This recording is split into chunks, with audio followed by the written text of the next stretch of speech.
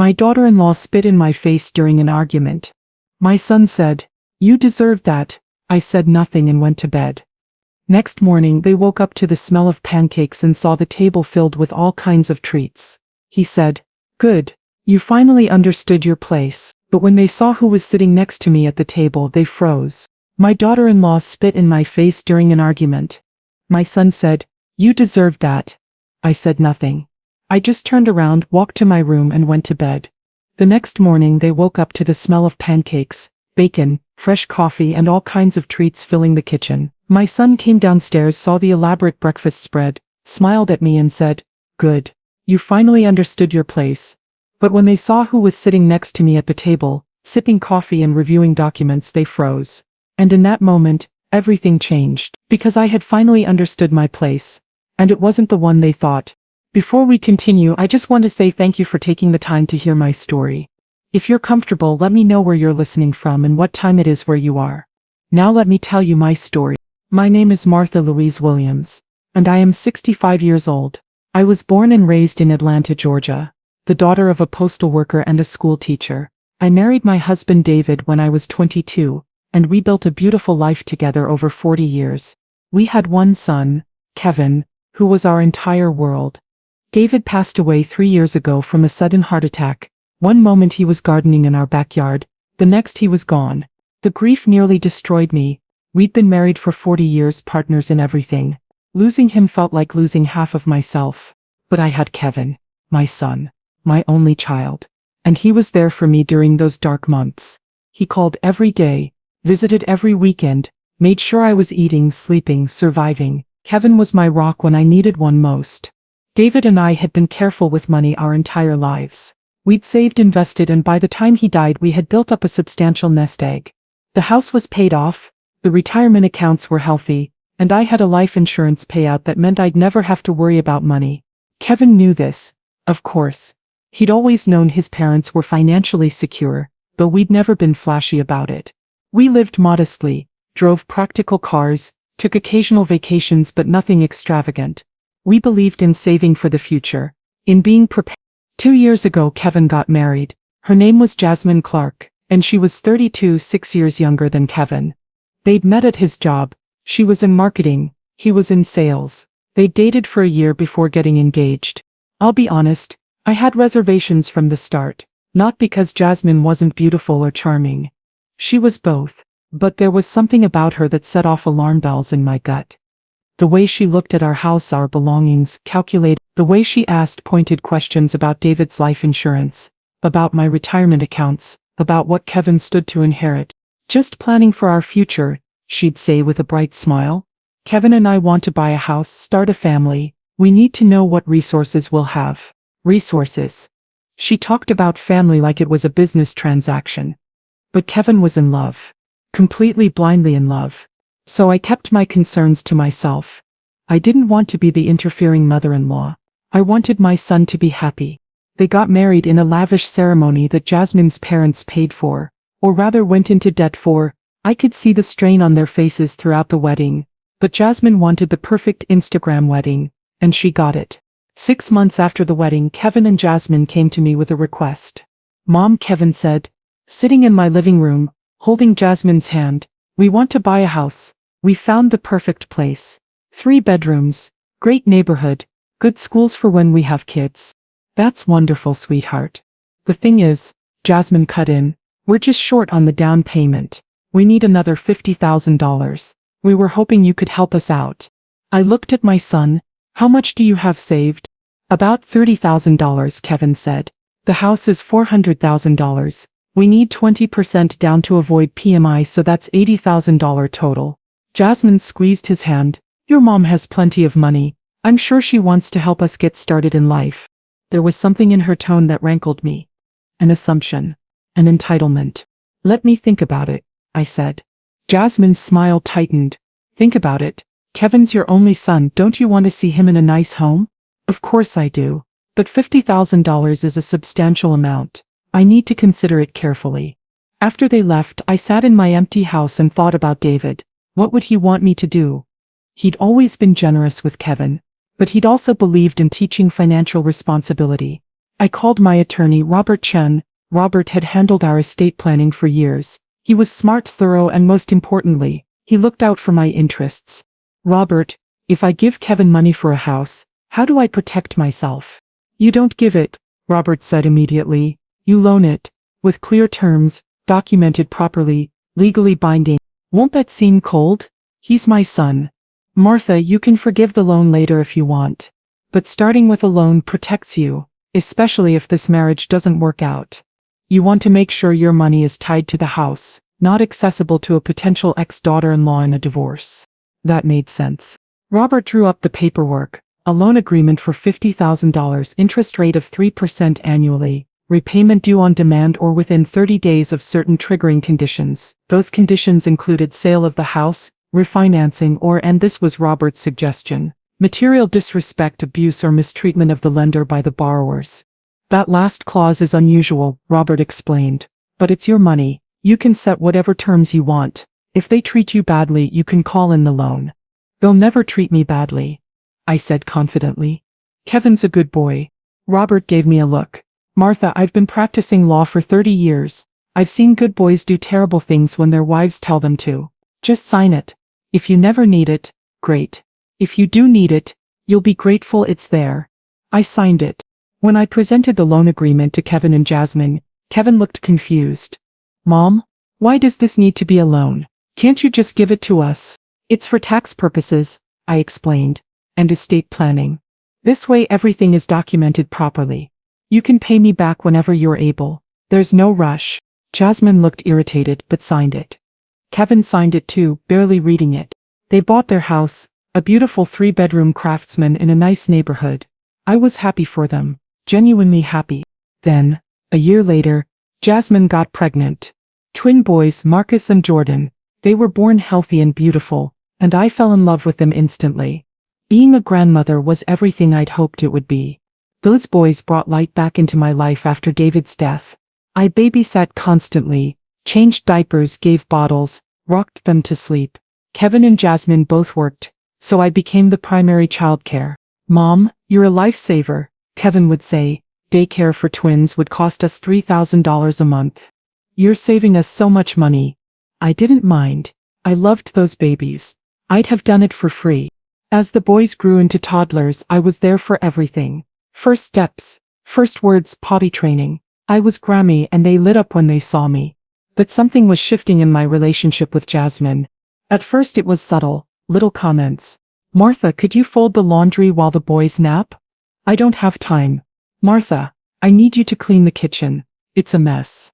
Martha, can you pick up groceries on your way over? I was grandma, but I was also becoming the help. Kevin didn't seem to notice. Or if he did, he didn't say anything.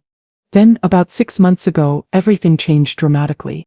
My house, the house David and I had shared for 35 years, needed major repairs. The foundation had issues. The roof needed replacing. The plumbing was failing.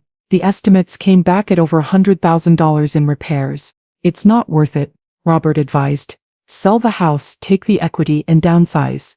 You don't need all that space anyway. He was right. The house was too big for just me. Too full of memories that hurt. I sold it for $450,000. After paying off the few remaining debts and the realtor fees, I cleared $425,000. I started looking for a nice condo or townhouse. Something low maintenance in a community with other retirees. That's when Jasmine made her suggestion. Martha, why don't you just move in with us? Temporarily, while you look for a place. You're here every day anyway. It would be easier for everyone. I don't want to impose. You wouldn't be imposing, you'd be helping us. The boys love having you here, and honestly, with both of us working, having you here full-time would be amazing. Kevin agreed. Mom, it makes sense. Take your time finding the perfect place. Stay with us as long as you need. I moved into their guest room, temporarily. That was 6 months ago. What started as a temporary arrangement became permanent. And what started as me being a guest became me being the live-in help. Jasmine's requests became demands. Martha, I need dinner ready by 6. Martha, the boys' laundry needs to be done. Martha, you need to meal prep for the week. Martha, clean the bathrooms. I was cooking every meal, doing all the housework, providing all the childcare, Jasmine and Kevin both worked, came home, ate the dinner I'd prepared, played with the boys for an hour, then disappeared into their room or went out with friends. When I tried to set boundaries, Jasmine would guilt-trip me. I thought you loved spending time with your grandsons. Are you saying you don't want to help your own family? Kevin would add, Mom, we're not asking you to pay rent. The least you can do is help out around the house. Help out. I was doing everything. I started looking more seriously for my own place. I'd found a beautiful 2-bedroom condo in a 55+ community. Perfect for me. I was ready to put in an offer. Then Jasmine got pregnant again. A surprise, she called it a miracle. A little girl this time. Martha, we're going to need you more than ever now, she said. With 3 kids, I don't know what we'd do without you. The guilt was overwhelming. How could I leave when they needed me? When my grandchildren needed me? So I stayed. Baby girl Sophia was born. She was perfect. And I loved her as much as I loved the boys. But the demands increased. Now I had 3 children to care for. Bottles, diapers, toddler tantrums, all while cooking, cleaning, and maintaining the household. Jasmine, meanwhile, seemed to do less and less. I'm touched out from breastfeeding, she'd say. I need my time. She'd go out with friends, go to the gym, get her nails done, while I was home with all 3 children. Kevin worked long hours and traveled for work. When he was home, he was tired. He didn't want to deal with discipline or household issues. Just handle it, Mom. You're so good at this stuff.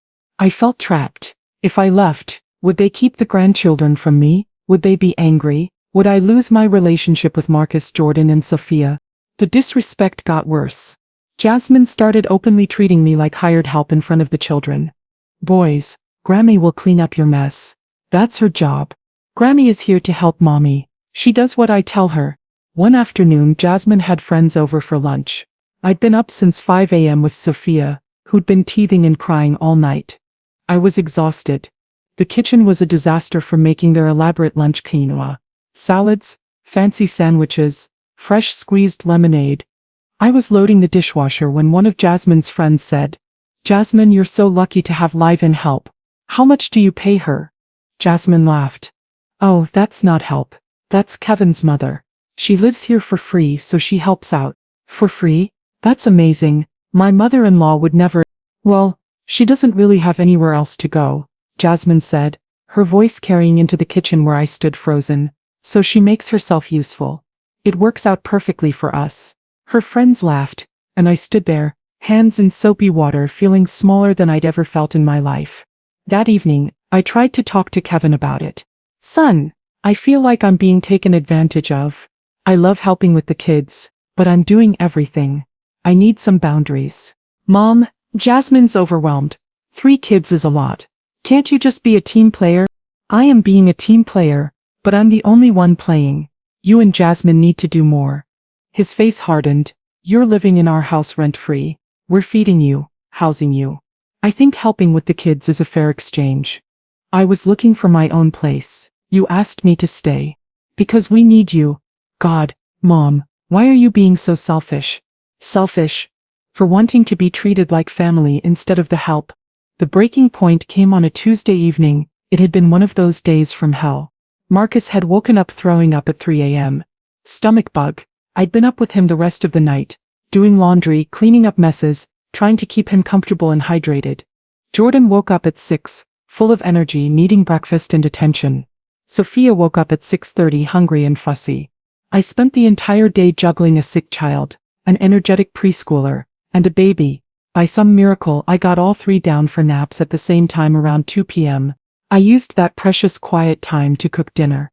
A real dinner: pot roast with carrots and potatoes, fresh green beans, homemade rolls, comfort food, the kind of meal that takes hours and fills the house with warmth. I just finished setting the table, nice plates, cloth napkins, candles, when Jasmine walked in at 6:30 p.m., carrying 3 large pizza boxes. Oh good, you're all here, she said brightly. I brought dinner. I stared at her. I made dinner, it's right here. She glanced dismissively at my pot roast, at the table I'd carefully set. The kids love pizza. We're eating this. Jasmine, I spent hours making this meal. And I appreciate that, but I already bought pizza. The kids want pizza. We're eating pizza. Something in her tone, the dismissiveness, the entitlement, made my blood boil. Can we at least save the pizza for tomorrow and eat what I made tonight? No. The kids want pizza now. Just, I don't know. Throw your food away or save it or whatever. We're eating what I brought. No. The word came out harder than I intended. Jasmine's head snapped toward me. Excuse me? No. I made dinner. A nutritious home-cooked meal. We're eating what I made. You can have pizza tomorrow. Her eyes narrowed dangerously. This is my house, Martha. I decide what my children eat. And I'm not your personal chef. I'm not your servant. I'm your children's grandmother. And I made them a healthy meal. You live here for free. Jasmine hissed, stepping closer. You don't pay rent, you don't pay for food, you contribute nothing financially. The least you can do is cook what we tell you to cook, and keep your mouth shut about it. I contribute nothing. My voice was rising now. I've been up since 3 a.m. with your sick child. I've changed diapers, done laundry, cleaned up vomit, entertained a preschooler and cooked a meal from scratch. And you contribute what exactly? You work, sure, but then you come home and do nothing. You don't cook, you don't clean, you barely interact with your own children. How dare you? Jasmine was screaming now. I work full-time. I'm exhausted. I'm the one paying the mortgage on this house. With money my son earns, you make less than he does. And even if you didn't, that doesn't give you the right to treat me like garbage. Kevin walked in then, loosening his tie. What the hell is going on? I can hear you from the driveway. Your mother is refusing to let the kids eat the pizza I bought. Jasmine said, her voice immediately shifting to wounded victim mode. I had a terrible day at work. I picked up dinner to be nice and she's throwing a fit about it. Kevin looked at me and I saw the judgment in his eyes before he even spoke. Mom, really? It's just pizza. Let it go.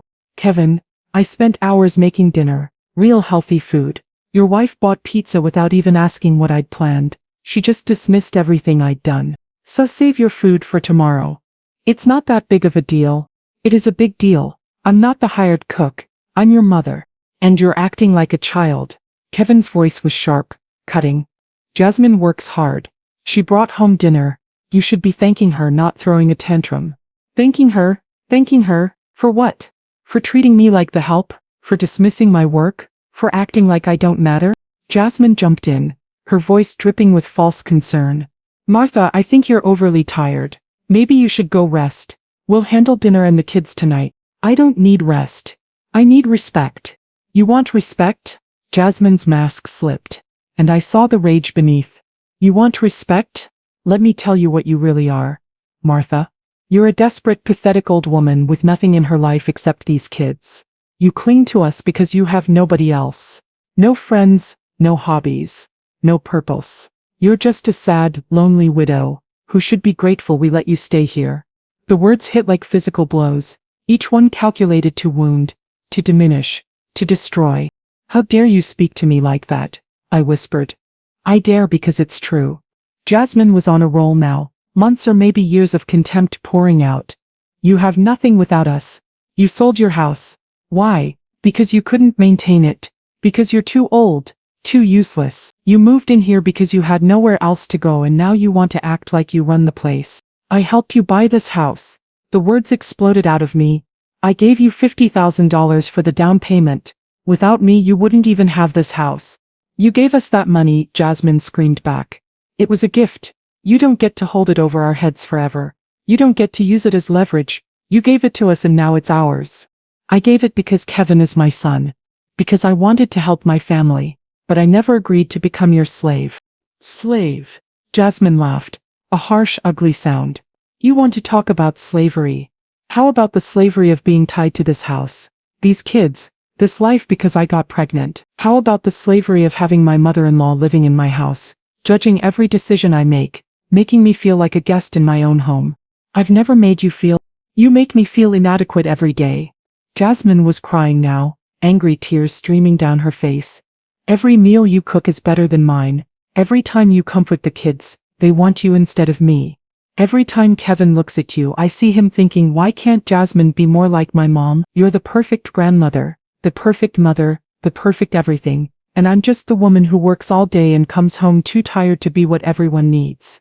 For a moment, just a moment, I saw the insecurity beneath the cruelty, but then she kept talking. So yes, I treat you like help, Because that's what you are. You're not my mother. You're not my friend. You're the woman who lives in my house and does chores in exchange for a roof over your head. That's the arrangement. That's the deal. There is no deal, I shouted. I'm family. You're family when it's convenient, Jasmine shot back. When we need childcare, when we need cooking, when we need cleaning. But you're not family when it comes to decisions about this house, about these kids, about our lives. You're just the unpaid help who happens to share DNA with my husband. I looked at Kevin, my son, my only child. Surely, he would see how wrong this was. Surely he would defend me. Kevin, I said, my voice shaking. Tell her she's wrong. Tell her I'm not just the help. Tell her I'm your mother. Kevin looked uncomfortable. He shifted his weight from foot to foot. He looked at his wife, at her tear-stained, furious face. He looked at me, at my pleading eyes, and he made his choice. Mom, you're not making this easy. Jasmine's under a lot of stress. Can't you just do what she's asking? Eat the pizza. Let it go. Stop making everything so difficult. I'm making it difficult. Kevin, she just called me the help. She said I'm here because I have nowhere else to go. She said I'm useless. She's upset. You're both upset. Just apologize to each other and move on. Apologize? She needs to apologize to me. Mom, you started this by refusing to let us eat pizza. You escalated this. You made it into a huge fight over nothing. Over nothing? Over nothing? I couldn't believe what I was hearing. My son was actually defending this. Defending her. Jasmine stepped closer to me. We were inches apart now. I could smell her perfume, could see the mascara running down her face, could feel the rage radiating off her. You want to know what I really think, Martha? Her voice was low, venomous. I think you're a burden, a weight around our necks. I think you're terrified that if you leave we'll cut you off from the grandkids. So you stay here taking our abuse because you're too weak to stand up for yourself. You're too desperate for family to have any self-respect. You're pathetic. A pathetic, desperate, useless old woman who... And then she did it. She gathered the saliva in her mouth, pursed her lips and spit directly in my face. I felt it. The warmth, the wetness. It hit my cheek, my lips, my chin. Some of it went in my mouth. Time stopped. I stood there frozen. The spit was sliding down my face. I could taste it. Jasmine stepped back, her chest heaving. She looked almost surprised at what she'd done, but not sorry. Not remotely sorry. The room was silent except for our breathing. I turned to Kevin, slowly, my face still wet with his wife's spit. He was staring at us, his face pale, his eyes wide. Kevin, I said quietly. Your wife just spit in my face. He didn't move. Kevin, she spit on me. On your mother. Kevin's mouth opened, closed, opened again. Mom, he finally said, and his voice was shaking. You probably deserved that. The world tilted. What? The word came out as a whisper. You've been antagonizing Jasmine all week. Hell, all month. She's stressed with the kids, with work, with everything. You pushed her too far. She spit on me, Kevin. And you've been disrespectful to her for weeks, criticizing her parenting, her choices, making her feel unwelcome in her own home. You caused this. I couldn't finish the sentence. I couldn't breathe. Just apologize to Jasmine and let's move on, Kevin said, his voice firm. Apologize for starting this fight, for being difficult, for making everything harder than it needs to be. Jasmine crossed her arms, a slight smirk on her face now, waiting. Expecting me to submit, to apologize for being spit on. I looked at my son, at the man standing where my child used to be, at the stranger who thought his mother deserved to be assaulted. I said nothing. Not a single word. I turned and walked to my room. My face was still wet. I could feel the spit drying, getting sticky, but I didn't wipe it off. Not yet. I needed to remember this feeling. This moment. This absolute, complete betrayal. I closed my door, locked it, sat on my bed. And then I started making phone calls. First, Robert Chen. Martha? It's late. Is everything okay? Robert, I need you at my son's house tomorrow morning. 7 a.m. sharp, bring the loan documents. All of them. There was a pause. What happened? The triggering condition has been met. I'm calling in the loan. Martha, are you absolutely certain? This is nuclear. There's no going back from this. I've never been more certain of anything in my life. All right, I'll be there at 7 a.m. Next, I called Dorothy from church. Dorothy had been helping me look at condos for months. Dorothy, that condo in Riverside, the 2-bedroom, is it still available? It is. Have you decided? I want to make an offer tonight. Full asking price. I can close in 2 weeks. Cash. Martha, that's wonderful. Let me get the paperwork. Email it to me now, I'll sign it tonight. I want this done. Of course. I'm so excited for you. Then I called my friend Charlene, a family law attorney. Charlene, I need to file for grandparents' visitation rights. Can you handle it? Of course. What's going on? I'm leaving my son's house. They might try to keep the grandchildren from me. I need legal protection. Georgia law is favorable for grandparents in situations like this. If you've been primary caregiver, which you have, the courts will likely grant visitation. I'll start the paperwork tomorrow. Thank you. Finally, I pulled up my laptop and started documenting everything. Every instance of disrespect, every demand, every time I'd been treated like hired help instead of family. I wrote it all down with dates where I could remember them. Then I took a long, hot shower. I scrubbed my face until it was red and raw, washing away Jasmine's spit, washing away the humiliation. I looked at myself in the mirror. At 65, I looked older than my years. The stress, the exhaustion, the constant work with no appreciation, it had aged me, but my eyes were different now. Harder, clearer, determined. I was done. I set my alarm for 4 a.m. and went to bed. When the alarm went off, I got up immediately. I didn't feel tired. I felt energized, purposeful. I went to the kitchen and started cooking. I pulled out every ingredient in the house: flour, eggs, butter, milk, bacon, sausage, fresh fruit, cream cheese, vanilla extract, cinnamon. I made buttermilk pancakes from scratch. 3 different kinds: regular, blueberry, and chocolate chip. I made Belgian waffles with homemade whipped cream. I made French toast with thick bread and a cinnamon vanilla custard. I cooked 2 pounds of bacon until it was perfectly crispy. I made scrambled eggs, fluffy and perfect, and fried eggs with runny yolks. I made breakfast sausage links and patties. I made hash browns, golden and crispy. I made fresh fruit salad with strawberries, blueberries, melon, and grapes. I made cinnamon rolls from scratch, with cream cheese icing. I made biscuits and gravy. I made a breakfast casserole with eggs, cheese, and vegetables. I set out orange juice, apple juice, and fresh squeezed grapefruit juice. I made a pot of strong coffee and a pot of hot tea. The kitchen smelled like heaven, like a 5-star breakfast restaurant, like every comfort food and happy morning rolled into one. I set the table with their best dishes. Cloth napkins, candles, everything perfect. At 6:45 the doorbell rang softly. I opened it to find Robert Chen dressed impeccably in a dark suit, carrying his leather briefcase. Good morning, Martha. Good morning, Robert. Coffee? Please. I poured him a cup and we sat at the dining room table. I'd set 3 places, one for me, one for Robert, and one empty chair facing us. The rest of the elaborate breakfast covered every surface in the kitchen and dining room. Robert looked around, impressed. You've been busy. I wanted this to be memorable. Oh, it will be. Trust me. We sat in comfortable silence, sipping our coffee, waiting. At 7:05 I heard footsteps upstairs. Kevin's bedroom door opened. Footsteps on the stairs. Kevin appeared, dressed for work, pulling on his tie. He stopped when he saw the spread. His eyes went wide. Mom? What is all this? Good morning, Kevin. I made breakfast.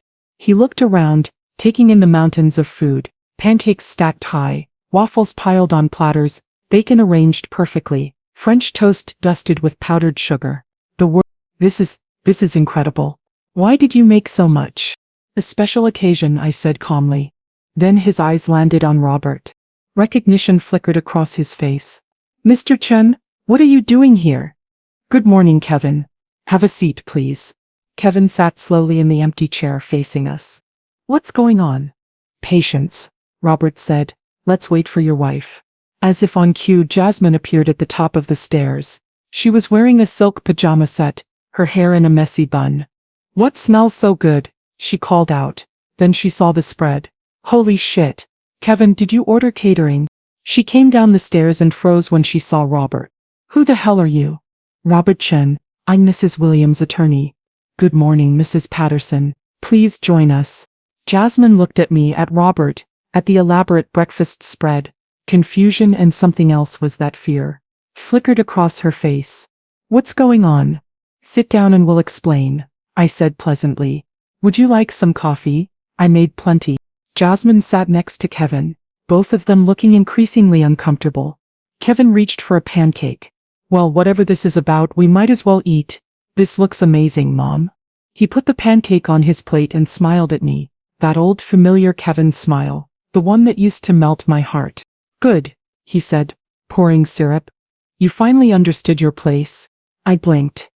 Excuse me? Your place, he repeated, gesturing at the food.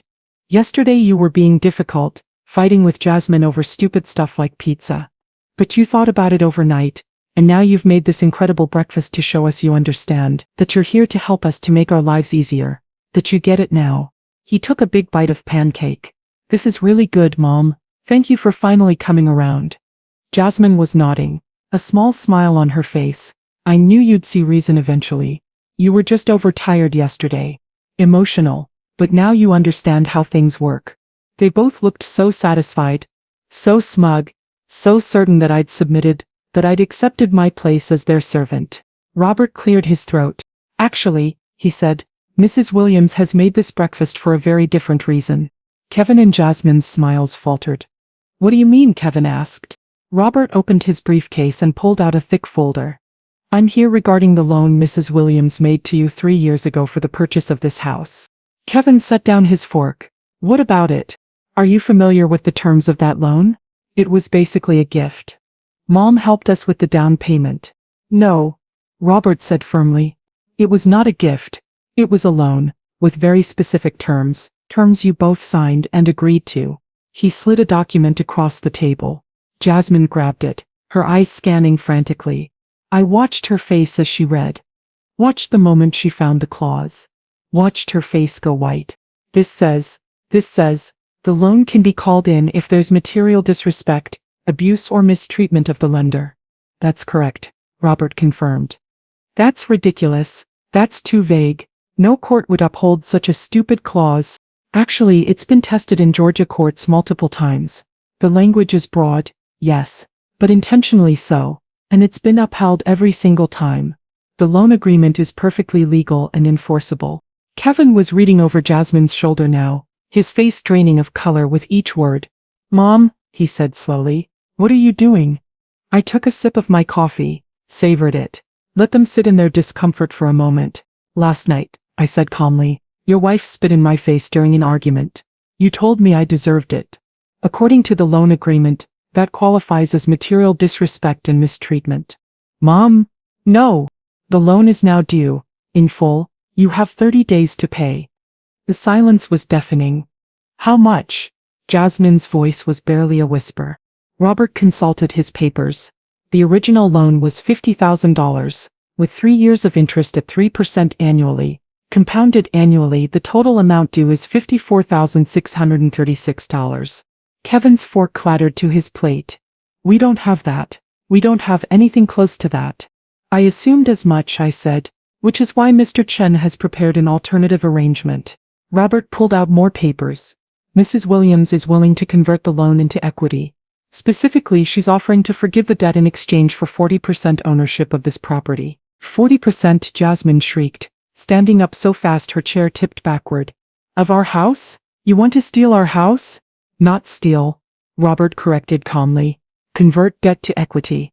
It's actually quite generous, given that this house has appreciated to approximately $75,000 in current market value. 40% ownership would be worth $190,000, in exchange for a debt of only $54,636. That's extremely favorable to you. Favorable? Favorable? You're trying to steal our house.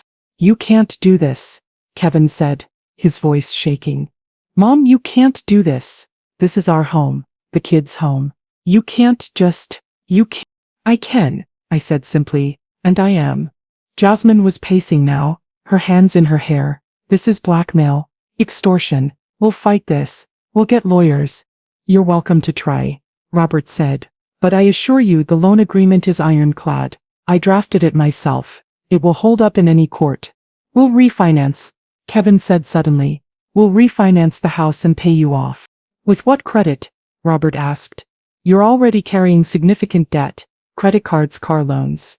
Your debt-to-income ratio won't qualify you for a refinance large enough to pay off your current mortgage and pay Mrs. Williams $54,006.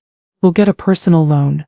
No bank will give you an unsecured personal loan for that amount. Not with your financial profile. Kevin looked desperately at me. Mom, please. There has to be another way. We'll apologize. We'll change. We'll treat you better. Please don't do this. I looked at my son, really looked at him. Kevin, last night your wife spit in my face. She assaulted me, humiliated me, degraded me, and you told me I deserved it. I was wrong. I was so wrong. I'm sorry. You're sorry now, because I'm taking action, because there are consequences. But you weren't sorry last night, when I went to my room with your wife's spit drying on my face. Tears were running down Kevin's face now. Please, Mom, please. I'm begging you. For 6 months I've lived in this house as your servant, cooking, cleaning, raising your children, and every day you and your wife have treated me with less respect than you'd show a stranger, less than you'd show the help. I stood up, smoothing my dress. You wanted me to understand my place. Well, I have. My place is not here. Jasmine stopped pacing. What does that mean? It means I'm moving out. Today, I've purchased a condo. It's lovely, 2 bedrooms, one for me and one for when the grandchildren visit. Visit? Jasmine's voice was sharp. You think we're letting you see the kids after this? I smiled. Actually, yes. Because I've also filed for grandparents' visitation rights in Georgia. You what? In Georgia, grandparents who have established relationships with their grandchildren can petition for court-ordered visitation. I've been the primary caregiver for Marcus and Jordan since they were born. I've cared for Sophia since she arrived. Any judge will grant me visitation. Like hell they will. Jasmine shouted. You're trying to steal our house. No judge will reward that. I'm not stealing anything. I'm collecting on a legal debt. And protecting my relationship with my grandchildren is separate from the financial matter. Mr. Chen has already filed the paperwork. The hearing is in 3 weeks. Kevin looked broken. Mom, you're tearing our family apart. No, Kevin. You did that. When you allowed your wife to treat me like garbage. When you told me I deserved to be spit on. When you chose keeping the peace with her over basic respect for your mother. I picked up my purse from the counter. You have 30 days to make a decision. Pay the debt in full, accept the equity conversion, or Mr. Chen will initiate foreclosure proceedings. Foreclosure? Kevin's voice cracked. If you can't pay the debt, Mrs. Williams can force a sale of the property to recover her funds. Robert explained, you'd have to sell the house. You'd make us homeless. Jasmine asked incredulously, with 3 kids, you'd make your own grandchildren homeless? No, you'd make yourselves homeless by not paying a legal debt. But that's your choice to make. I walked to the guest room, my room for the past 6 months, and picked up my single suitcase. I'd packed it last night after making my phone calls. Everything else could be moved later. Kevin followed me to the front door. Mom, please, I'm begging you. Don't leave like this. We can work it out. I'll talk to Jasmine, we'll go to counseling, we'll fix this. I looked at my son, at this man I'd raised, who'd forgotten how to be decent. Kevin, I love you, you're my only child. But I love myself too, and I won't stay where I'm not respected. I do respect you. No, you don't. You respect what I can do for you. You respect the free childcare, the cooking, the cleaning, but you don't respect Ma, the person, your mother. Tears were streaming down his face. What do I do? How do I fix this? You make a choice, pay the debt, accept the equity terms, or sell the house. Those are your options. But the equity thing, 40% ownership, that means you'd be our landlord? Essentially, you'd be paying me $1,200 per month for occupancy rights to my portion of the property. We can't afford that. Then you'll need to budget differently. Maybe Jasmine can cut back on her shopping. Maybe you can eat at home more instead of ordering takeout every other night. Maybe you can be more financially responsible. You're punishing us. No, I'm protecting my investment and teaching you that actions have consequences. I opened the front door. Dorothy was waiting in her car at the curb, ready to help me move. Kevin grabbed my arm. Mom, please. I'll do anything. Tell me what you want. I gently removed his hand. I want what I've always wanted: respect, dignity, to be treated like family instead of the help, but I'm not waiting for you to give it to me anymore. I'm taking it. Mom? Goodbye, Kevin. Mr. Chen will be in touch. I walked out of that house, down the driveway, to Dorothy's car. I didn't look back. Are you okay? Dorothy asked as I got in. I'm perfect, I said, and I meant it. The next 30 days were chaos for Kevin and Jasmine. I know because Robert kept me updated. They tried to fight the loan agreement. Hired a lawyer who looked at it for exactly 2 hours before telling them it was airtight. They tried to refinance, were denied by 4 different banks. They tried to get a personal loan. Also denied. They tried to scrape together the money from family and friends. Jasmine's parents, who'd gone into debt for her wedding, had nothing. Kevin's friends weren't about to loan him 50 grand. They were trapped. On day 29 they signed the equity agreement. I now owned 40% of their house, and they would pay me $1,200 every month in rent. The grandparents' rights hearing was easier than I expected. I had documentation of being the primary caregiver since the twins were born. I had letters from their pediatrician confirming I'd been to every appointment. I had testimony from neighbors who'd seen me with the kids constantly. Kevin and Jasmine's lawyer tried to paint me as vindictive, manipulative, using the kids as leverage in a financial dispute. But the judge was a grandmother herself, and she didn't appreciate the implication that grandparents shouldn't have rights. Mrs. Williams has clearly been an integral part of these children's lives, the judge said. She's not seeking custody, just regular visitation. There's no evidence she's unfit or dangerous. Visitation granted every other weekend, alternating holidays, and 2 weeks every summer. Jasmine cried. Kevin looked defeated, but I had won. 3 months have passed since that morning. I'm settled into my condo now. It's beautiful. Peaceful. The second bedroom is set up for the grandkids. Bunk beds for the boys. A crib for Sophia. Toys, books, everything they need. Every other Friday Kevin brings them to me. The exchanges are awkward, tense. We barely speak. But the kids are happy. They love Grammy's special house. Last weekend we made cookies together. Chocolate chip, Marcus's favorite. The kitchen was a mess, flour everywhere, but I didn't care. Grammy, Jordan asked while we were waiting for the cookies to bake, why don't you live with us anymore? I'd been dreading this question. Because Grammy has her own house now. Isn't it nice? Yeah, but I miss seeing you every day. I miss you too, sweetheart, but now when you come visit it's extra special. Like a vacation. Exactly like a vacation.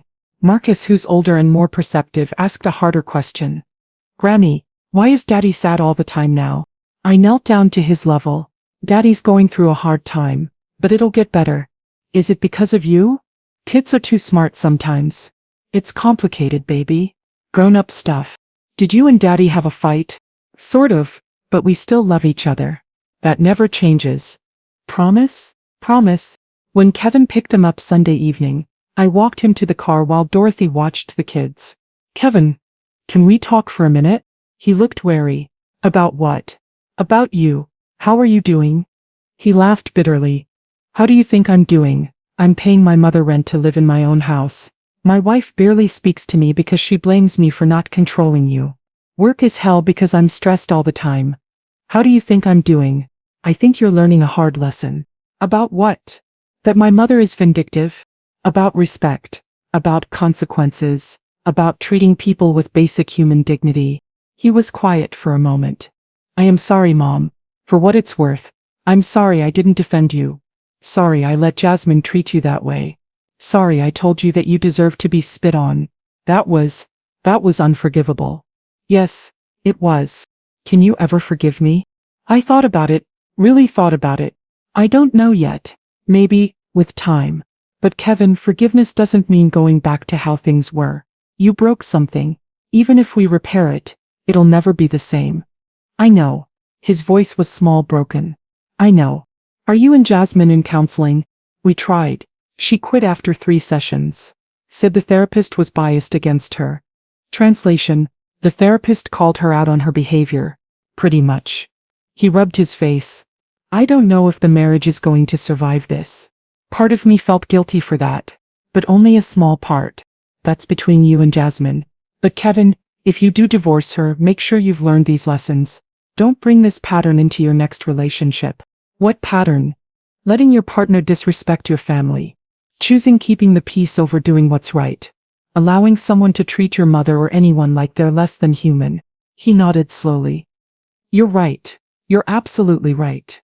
As he was getting in the car, he turned back. Mom? That breakfast. The morning Mr. Chen was there. Why did you make so much food? I smiled. Because I wanted you to remember it. I wanted that morning to be seared into your memory.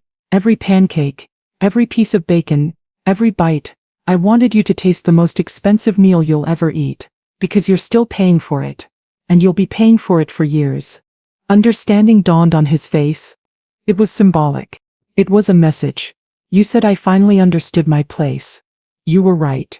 But my place isn't serving you breakfast. My place is sitting across the table from my lawyer, while he explains how you're going to pay me rent for the next decade. That's cold, Mom. No. Spitting in my face was cold. This is justice. 6 months since that morning. The rent checks come on time every month. Kevin mails them, never hand delivers. I think it's too painful for him. I deposit each check and smile. Not because I need the money. I don't, but because it's a reminder, a consequence, a lesson. The grandkids are thriving. I have them every other weekend, and those weekends are magical. We bake, we play, we read stories, we go to the park. I'm teaching Marcus to cook. Jordan loves helping me garden on my little balcony. Sophia is starting to walk and says, Gamma. I'm happy, genuinely, deeply happy. I've joined clubs at my community center, book club, walking group, art classes. I'm making friends, building a life that's mine. Kevin and Jasmine separated last month. Kevin moved into an apartment. They're trying joint custody of the kids. Kevin came to me, asking for advice. Mom, I don't know how to do this. How to be a single dad. How to manage everything. Well, I said, you could start by not treating people like servants. Cook your own meals. Clean your own space. Take care of your own children without expecting someone else to do it for you. He nodded. I deserve that. Yes, you do. Will you help me? I thought about it. I'll give you advice. I'll babysit occasionally when I'm not already scheduled with the kids. But Kevin, I'm not going to be your fallback childcare solution. You need to figure this out yourself. That's fair. Is it? Because 6 months ago you didn't think it was fair that I wanted boundaries. He flinched. I was wrong. About so many things. Last week, Kevin came by with a check. Instead of mailing it, he hand-delivered it. Mom, can I come in? I let him in. We sat on my couch, the same couch where his kids jump and play on weekends. I wanted to give you this in person, he said, handing me the check. Why? Because I wanted to tell you something. Every month when I write this check, I think about that morning. The breakfast. The lawyer. The moment I realized what you'd done. And I'm grateful. I blinked. Grateful? Yeah. Because you could have just left, could have walked away from all of us, including the kids. But you didn't. You protected your relationship with them. You set boundaries. You taught me consequences. You did all of that while still making sure I get to see my kids with you. Making sure they know you love them. He looked at me with tears in his eyes. You could have destroyed me completely. Could have sued for more. Could have forced us to sell the house. Could have made sure I never saw you or the kids again. But you didn't. You found a middle ground where I'm held accountable but not destroyed. Is that how you see it? That's the only way to see it. Mom, you taught me the hardest lesson I've ever learned, and I hate it. I hate writing these checks. I hate knowing what I did, but I needed to learn it. I didn't know what to say. I'm not asking you to forgive me yet. Kevin continued. I know I haven't earned that. But I want you to know I understand now. I understand what I did, what I allowed, how I failed you, and I'm really trying to be better. That's all I've ever wanted, I said softly. We sat in silence for a while. Mom, can I ask you something? Of course. If I do the work, if I prove I've changed, if I become the man Dad raised me to be, is there a chance we can have a real relationship again? Not just these stiff exchanges and rent checks. I thought about David, about what he would want, about the boy Kevin used to be before Jasmine, before the entitlement, before the disrespect. I think so, I said, But Kevin, it's going to take time. Years. Maybe. You can't erase 6 months of disrespect in that moment when you told me I deserved to be spit on. You can't undo that. I know. But I continued. If you show me, not tell me. Show me that you've changed, that you've learned, that you respect me. Then yes, we can rebuild. He nodded. I'll show you. I promise. As he was leaving, he turned back one more time. Mom, thank you. For what?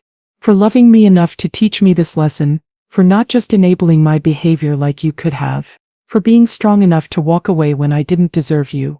You're my son, I'll always love you, but love doesn't mean accepting abuse. I know that now. My daughter-in-law spit in my face. My son said I deserved it. I said nothing that night, but the next morning I made them the most elaborate breakfast they'll ever eat.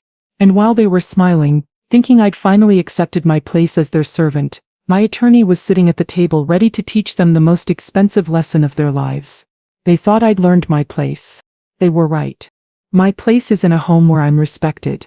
My place is protecting my boundaries and my grandchildren. My place is holding people accountable for their actions. And their place is writing me a check for $1,200 every single month for the foreseeable future. That breakfast cost them $54,636, plus interest. But the lesson, that's priceless. The end.